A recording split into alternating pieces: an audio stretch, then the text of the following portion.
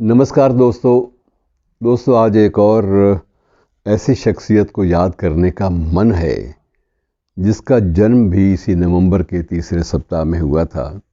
आज मेरी मुराद है बीके दत्त, बटुकेश्वर दत्त के बारे में कि बटुकेश्वर दत्त जो है वो क्या था और हम अपने जो नायक हैं, जो महानायक हैं, उनसे कैसा सलूक करते हैं हमारे परिवेश में। ये सारी चीज़ें आज थोड़ा सा स्पष्ट करने की ज़रूरत महसूस हो रही है। मित्रों, बटुकेश्वर दत्त उस समय सेंट्रल असेंबली में भगत सिंह के साथ थे जब वहाँ पर बम फेंका गया। और सही स्थिति तो ये है कि उस दिन भगत सिंह ने वहाँ नहीं होना था। तयशुदा कार्यक्रम ये था कि भगत सिंह उन दिनों में सोवियत संघ में होंगे, वहाँ के कुछ क्रांतिकारियों से मिलने के लिए और कुछ वहाँ की सरकार से मदद लेने के लिए। और ये जो बम वाला काम है ये राजगुरु और बटुकेश्वर दत्त मिलके करेंगे, ये कार्यक्रम तय था। लेकिन हुआ ये कि सोवियत संघ का जो जाना था भगत सिंह का वो स्थगित हो गया और उसके बाद तब्दीली ये लाई गई कि बटुकेश्वर दत्त के साथ भगत सिंह ही जाएंगे।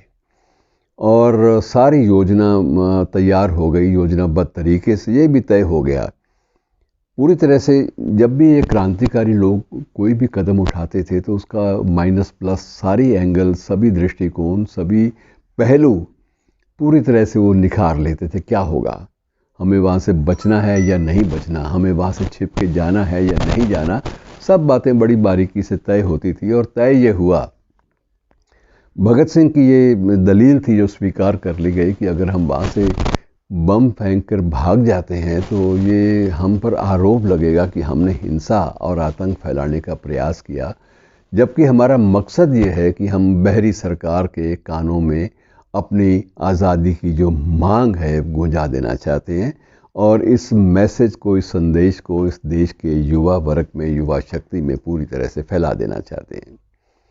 तो यदि तय ये हुआ कि यदि हम भागते हैं वहाँ से धुएं का फ़ायदा उठाकर, बम के धुएं का फ़ायदा उठाकर, या जो उस वक्त जो हड़बड़ी मची वहाँ पर, उसके बाद अगर हम भागने की बात करते हैं तो ये आरोप आएगा कि हम लोग वस्तुतः किसी सिद्धांत को लेकर नहीं लड़ रहे बल्कि केवल आतंक फैलाना हमारा मकसद है। और इस तरह से हम अंग्रेज़ों के जो आरोप हैं हमारे खिलाफ लगे हुए, हम उनकी पुष्टि करेंगे, हम ये काम नहीं करेंगे। तय हो गया, बम फेंका, दोनों पकड़ लिए गए, नारे लगाते रहे दोनों बहुत देर तक, साम्राज्यवाद मुर्दाबाद और इनकलाब जिंदाबाद, ये जो है इम्पीरियलिज्म मुर्दाबाद के नारे। और ये नारे लगाने के बाद ये तय भी हो गया, जब बम के टुकड़ों की जांच की गई तब भी ये स्पष्ट हो गया कि ये बम जो है ये घातक नहीं था और जानबूझकर ये उस स्थान पर फेंका गया था जिस स्थान पर कोई बैठा हुआ नहीं था, खाली स्थान पर फेंका गया था, क्योंकि उनका उद्देश्य ये था कि वो किसी की हत्या नहीं करना चाहते थे। बहरहाल, आज जो प्रश्न मैं आपके सामने जो आपसे बांटना चाहता हूँ कि उसके बाद हुआ क्या। भगत सिंह, राजगुरु और सुखदेव को अलग अलग आरोपों में फांसी की सज़ा हुई। बटुकेश्वर दत्त को सज़ा मिली काले पानी की, और बटुकेश्वर दत्त को अंतिम वक्त तक ये मलाल रहा कि यार ये क्या मज़ा नहीं आया। दोस्ती ऐसी थी कि हम लोग एक दूसरे पर जान छिड़कने वाले बंदे थे और मुझे उन्होंने फांसी से दूर क्यों कर दिया, ये तो बात गलत है। मैं तो फांसी ही चढ़ना चाहता था और भगत सिंह के साथ, इन लोगों के साथ फांसी का फंदा चूमना चाहता था। और ये मेरा इतिहास मुझसे छीन लिया जो मैं इतिहास का निर्माण कर सकता था। ये मलाल उसे रहा। ये मलाल उन्होंने अभिव्यक्त भी किया जब एक बार मेरी उनसे मुलाकात 1962 में हुई, जब वो चीनी आक्रमण के बाद देश में आम चुनाव हुए, तीसरे आम चुनाव। तो उस समय फिरोजपुर संसदीय क्षेत्र से शहीद आज़म भगत सिंह के भाई कुलबीर सिंह को कैंडिडेट बनाया गया, उम्मीदवार बनाया गया। भगत सिंह की सिस्टर, जो बहन अमर कौर थी, बीबी अमर कौर, उसने चुनाव प्रचार में हिस्सा भी लिया। लेकिन बटुकेश्वर दत्त को भी बुलाया गया, लेकिन बीके दत्त ने ये स्पष्ट कर दिया कि नहीं यार, ये गलत है। अगर हम शहीद आज़म की जो आबरू है, शहीद आज़म की जो उपलब्धि है, उसको इस तरह से चुनावी दहलीज पे खर्च करना शुरू कर देंगे तो मूल मुद्दा मर जाएगा। वो इस बात के पक्ष में नहीं थे। वो फिरोज़पुर आए भी, फिरोज़पुर आकर वो माता विद्यावती के साथ, जिन्हें बाद में पंजाब माता का खिताब भी मिला था ज्ञानी ज़ैल सिंह के वक्त में, उनके पास भी रहे। और क्योंकि वो शुरू से ही उनको अपनी माँ मानते थे, और तब भी जब कुछ पत्रकारों ने उनसे संपर्क किया तो उनका यही था कि मैं चुनावी मुद्दों में मैं नहीं आना चाहता। और मेरी तो उनसे पूछा गया कि आपकी अंतिम इच्छा क्या है, तो उन्होंने कहा मेरी अंतिम इच्छा, ये माँ बैठी है इसके सामने मैं बात कर रहा हूँ, कि मुझे उसी स्थान पर मेरी चिता जले जिस स्थान पर मेरे तीनों दोस्तों, तीनों यारों की चिताएं जली थी। और जो माता विद्यावती को जहाँ इन चिता दी जाएगी, तो मेरा बिल्कुल इनके बगल में, क्योंकि मैं भी उसी माँ का बेटा हूँ, तो मुझे उसी के बगल में ही जाके मेरे अंतिम संस्कार हों, ये मेरी एक मन की कामना है।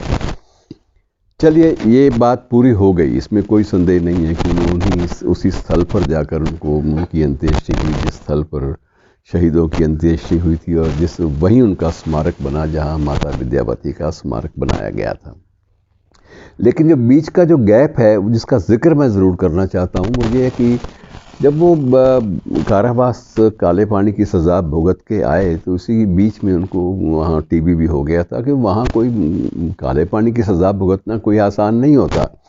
जिस तरह की यातनाएं वहाँ दी जाती हैं, वो यातनाएं बहुत ही ज़्यादा दारुण होती थीं और बड़ी पीड़ादायी होती थी। जिन्होंने अंडमान निकोबार देखा है, वो सेलुलर जेल देखी है, वो लोग कई कई दिन सामान्य नहीं हो पाते। मैंने स्वयं देखा तो, और मेरे साथ मेरे एक साथी थे अरुण कमल, हम दोनों ने जब वहाँ पर कुछ वक्त बिताया तो 2 दिन तक हम सामान्य नहीं हो पाया कि यार किस तरह के लोग हमारे लिए अपनी जानें कुर्बान कर गए और हम लोग किस तरह की ज़िंदगी जीने पर विवश हैं। तो बहरहाल ये मामला काफ़ी ज़्यादा डिस्टर्बिंग और उथल पुथल मचा देने वाला था। उसके बाद उन्होंने प्रयास किया कि ज़िंदगी को ढर्रे पर मैं लाऊं, और ढर्रे पर लाने के लिए मित्रों क्या उन्होंने काम किया, कोई रोज़गार उनको नहीं मिला, किसी बंदे ने उनको नहीं संभाला। उसके बाद उन्होंने एक गाइड का काम शुरू किया, टूरिस्ट गाइड का। नहीं जमा, बात नहीं बनी। फिर उन्होंने एक और सिगरेट बेचने वाली एजेंसी के यहाँ काम किया, और वो सिगरेट के पैकेट उठा के दुकानों पर जाकर बेचते रहे। आज़ादी के बाद की बात मैं कर रहा हूँ। और उसके बाद हुआ क्या कि एक बार भारत सरकार ने ये विज्ञापन आया कि जो लोग क्रांतिकारी, जिन्होंने स्वाधीनता संग्राम में भाग लिया था, उनको इस तरह से कुछ लाइसेंस दिए जाएंगे ताकि वो सम्मानजनक ढंग से अपना गुजारा कर सकें। तो इनके मित्रों ने बहुत राय दी, इनके परिवार वालों ने भी बढ़ डाला। इनकी जो शादी थी बहुत लेट हुई थी, 1947 में जाके शादी हुई थी, क्योंकि स्वाधीनता प्राप्ति के बाद इनका संकल्प था कि शादी बाद में करूँगा, जब मेरा देश आज़ाद हो जाएगा। तो बच्चे भी छोटे छोटे थे, परिवार का भी यही दबाव पड़ा कि आप क्यों नहीं अप्लाई करते, भारत सरकार एक सुविधा दे रही है और क्रांतिकारियों को दे रही है, स्वाधीनता सेनानियों को दे रही है, और आपका हक बनता है। तो बहुत दबाव पड़ा परिवार का, मित्रों का। तो ये एक आवेदन पत्र लेकर जिलाधीश के दफ्तर में चले गए कि ये मेरा आवेदन पत्र है और मेरे इस पर विचार किया जाए।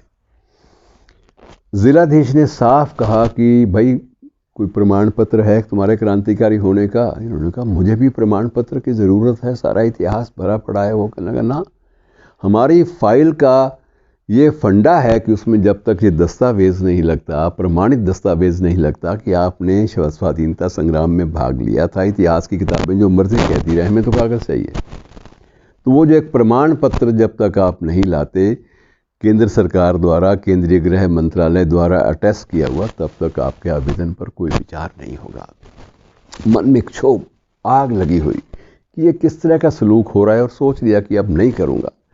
जब इन्होंने मीडिया में जब ये बात फैली, तो तत्कालीन राष्ट्रपति डॉक्टर राजेंद्र प्रसाद ने जब खबरें पढ़ी, तो उन्होंने स्वयं पत्र लिखा राष्ट्रपति भवन से, और उपायुक्त को बुलाकर डांटा गया कि जो आदमी इतिहास पुरुष है, उसके साथ तुम ये सलूक कैसे कर सकते हो? तुम्हें इस बात की इजाज़त किसने दी है कि तुम ऐसा सलूक करोगे?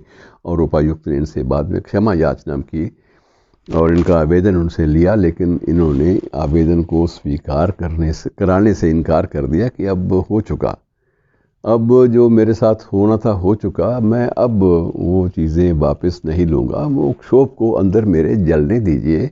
मैं चाहता हूँ कि आँच सुलगती रहे कि कैसे स्वाधीनता सेनानियों के परिवारों को दुखद और विपरीत परिस्थितियों का सामना करना पड़ता है। ये सवाल सिर्फ मेरा नहीं है, मेरे जैसे और लोग भी हैं जिनसे आप प्रमाण पत्र मांगेंगे। तंत्र वही है। इसलिए मैं इस बात को परस्यू नहीं करना चाहता, मैं इसको आगे बढ़ाना नहीं चाहता। और मित्रों, बड़ी विकट स्थिति में इनका 1965 में एक निजी अस्पताल में इलाज के दौरान निधन हुआ और इनकी अंतिम इच्छा का सम्मान करते हुए पंजाब के तत्कालीन मुख्यमंत्री ने इनकी ये व्यवस्था की कि इनका शव जो है वो लाया जाए हुसैनी वाला। और हुसैनी वाला वही स्थल, शहीदों का स्थल, उसके साथ ही जो समाधि भगत सिंह, शहीद आज़म भगत सिंह की मां की समाधि बनी, उनके बगल में बिल्कुल इनकी समाधि बनाई गई, एक सम्मान देने के नाते। तो ऐसे शख्सियतों को मित्रों याद कर लेना बहुत बड़ी ऊर्जा वाली बात होती है। शुक्रिया दोस्तों, आज इतना ही।